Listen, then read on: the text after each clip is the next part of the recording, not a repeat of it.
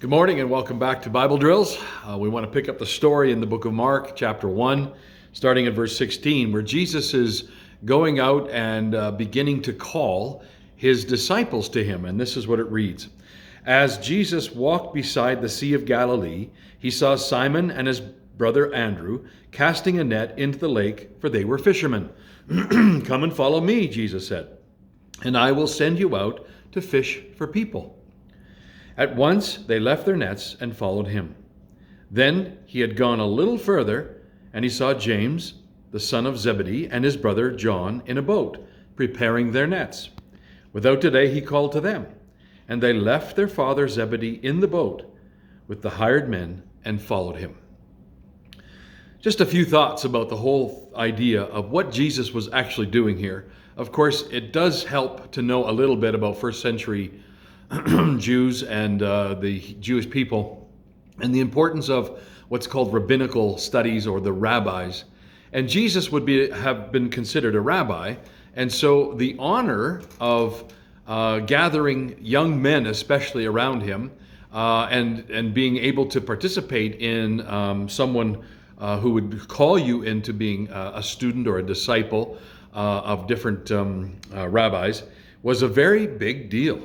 In fact, from what I understand, as I've read over the years, that it was basically the cream of the cream. The top very few were actually selected to be a part of a rabbi circle. But Jesus here is kind of tipping things on its heads. And so what you have here is Jesus going out and finding common people, everyday folks. And in this day and in this age around the Sea of Galilee, fishermen were common. And that was how commerce was taking place. That's how food was put on the table. And so you have Jesus going out, and instead of looking for the cream of the cream, the top of someone to be called his disciples, he went out and found common people. This is good news. This is part of the good news of the kingdom of God. It basically says that everyone is welcome, and that you don't have to be elite. You don't have to be someone with money. You don't have to be somebody with smarts. You don't have to be anybody that is sort of known or well-known or in the right family with the right name and the right pedigree. No, Jesus goes out and he finds these young men working in their family trades, and he calls them out to come and follow him. And it's interesting to me that these young men, they left immediately. And I think that's a really cool picture to see that when Jesus called them out, they understood in that culture what was happening. Like for me, it would be like, well, who are you and why are you calling me? But for them, they would have known, they would have been able to understand what was happening. And they probably were quite surprised that this rabbi would actually call them, especially right in the middle of their work. And so here you have Jesus saying, come and follow me, and I will send you out to fish for people. I love the two parts of that. Number one is we are called as his disciples to follow him. To follow him means to do what he shows us to do. Let his example lead us.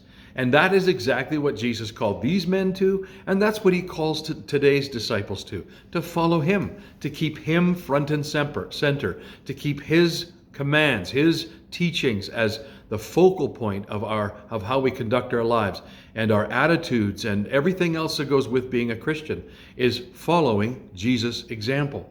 And then it's not only to follow Jesus' example, but also to see that we are also to be actively out there pursuing others. So Jesus said, come, follow me, look at my example, follow me how I live my life before God in holiness and reverence before him, going about the kingdom of God's business. And then he would show them what that meant. And then these young men were called to do the same. They were called to go out and make other people fishers of men. So they would be fishers of people. They would gather them towards the aspect of following Jesus, even as they were. And they left immediately. And the same with James and John. They left their father sitting in the boat with the other workers because Jesus had called them to go and to follow him. And so you have this beautiful picture, a seed bed really, of what the kingdom is supposed to look like. We had just had that kingdom announced, the good news that the kingdom of God had arrived. And now Jesus is kind of filling in the gaps and saying, this kingdom is not just going to be about me only, it's going to be about those who follow me. And so you get this idea that this is meant to be a growing, dynamic kingdom that God is bringing into this world. And that has been going on for 2,000 years. It also sets a very good pattern for us that we are also, as followers of Jesus, to go out and fish for people. As we follow Jesus, Paul even said, follow me as I follow Christ. And that's the pattern that we are to have. So we should be having people around us who are following us as we follow Christ. And we are his disciples, and we're helping them be disciples. This is the essence of what our faith should look like. And so if we're not doing that, we need to stop what we're doing, have a look at our lives and say, hold on, who am I discipling? Who am I saying, follow me as I follow Christ to? Who am I doing that? Could be your kids. That's definitely an important part of this calling, but it must be beyond that as well. We must see that God has us placed in the city where we live, the town that we live in, the family that we've been birthed into.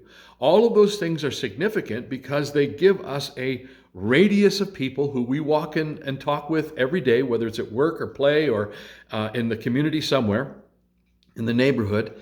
And we are called to follow Jesus, do what he says, do as he does, and call others out as well to become fishers of men, and so on and so on and so on. And the kingdom of God is meant to grow that way. Now, apparently, I just read recently that there's over 2 billion Christians in this world.